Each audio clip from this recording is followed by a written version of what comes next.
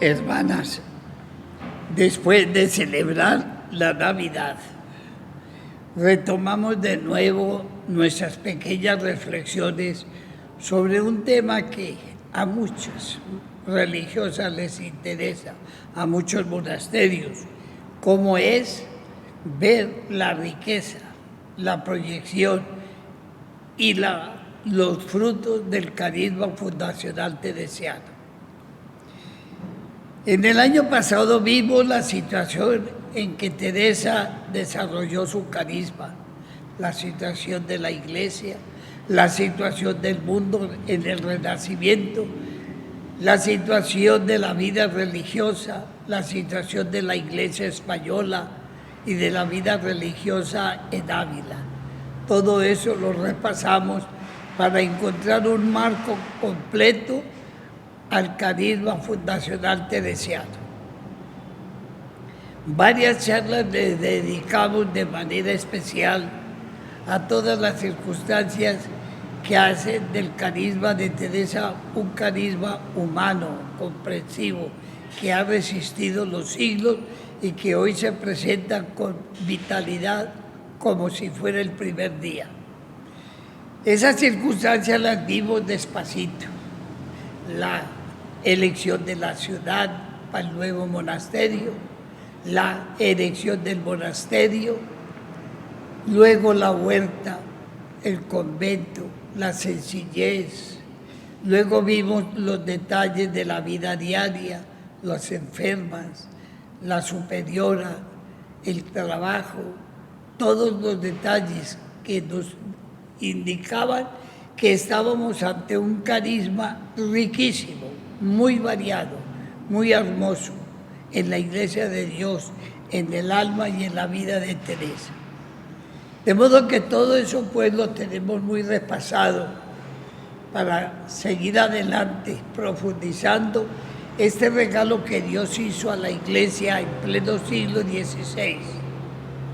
Ese regalo que junto al Concilio de Trento y al deseo de renovar la Iglesia hizo posible que ésta pasara y superara las dificultades que había traído la secularización y el establecimiento del mal en la plena Iglesia. Preguntémonos, un carisma tan rico, ¿qué apostolado tiene? Es decir, ¿en qué se manifiesta? ¿Para qué fue todo este regalo a Teresa y a sus hijas? Porque todo fue por amor, y el amor nos lleva a interesarnos por los demás, a hacer el bien. Eso es un principio evangélico que no lo podemos olvidar. Amar es interesarnos por los demás, por los más necesitados, es saber llevar el evangelio a los que más lo necesitan. Hablar del espíritu apostólico de Teresa es algo interesante, porque ni el condicionamiento de clausura, de ser mujer, de pleno siglo XVI, le impidió llevar a cabo su proyecto de colaborar a la Iglesia. Eso es algo que hoy lo admiramos. Ni las circunstancias monacales, ni de la Iglesia, ni del país de España era para que una mujer se interesara tanto por ayudar en ese momento a la Iglesia de Dios. Tiene muchas vertientes ese apostolado. Veamos nomás que hoy uno que nos interesa. Teresa es apóstol por los escritos. Teresa no escribe por escribir, Teresa escribe porque se lo piden los confesores, porque saben que todo ese mundo de experiencia mística que ella tiene y ese haber llegado a esa ciencia tan sabrosa como la llama ella, era justo que quedara para bien de todos. Por eso los escritos teresianos son un verdadero aporte a la oración mística en la Iglesia. Desde ese momento la mística occidental ha cogido mucha fuerza. porque tenemos un estudio completísimo de cómo nace, cómo se cultiva, qué produce ese contacto orante y místico con el Señor. De modo que lo primero que hace Teresa es vertir en sus libros toda la riqueza que el Señor le había dado.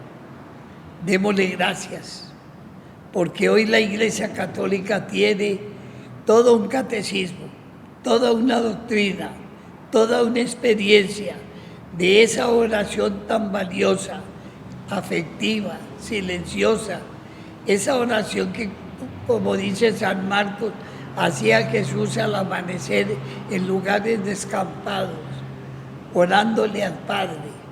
Teresa conoció esa oración y uno se pregunta, ¿por qué Teresa dedicó todo ese tiempo, experiencia, sabiduría y testimonio a la oración?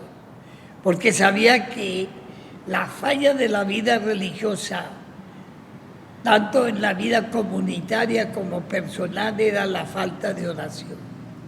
Eso no lo podemos negar. La oración se había quedado refugiada en la oración vocal y en la oración ritual, en latín, a espaldas del pueblo, con pocos signos. Y Teresa se dio cuenta que esa falta de oración era lo que había llevado a la Iglesia a la decadencia en que se presentaba en la vida religiosa, en la vida sacerdotal y en la vida de los laicos.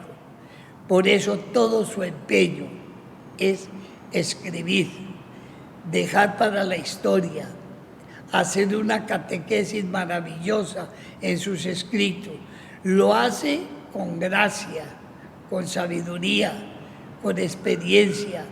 Lo hace con grandes figuras que han quedado para siempre en la mística católica, como regar un muerto, las moradas, todas estas grandes figuras que ella creó para que quedara claro el mensaje.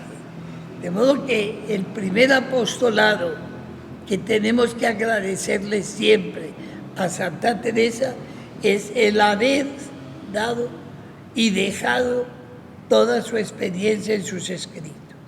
Escritos maravillosos, claros, con imágenes, con mucha gracia porque la tenía para todo. Haber dejado todo el proceso orante, todo el proceso de la oración.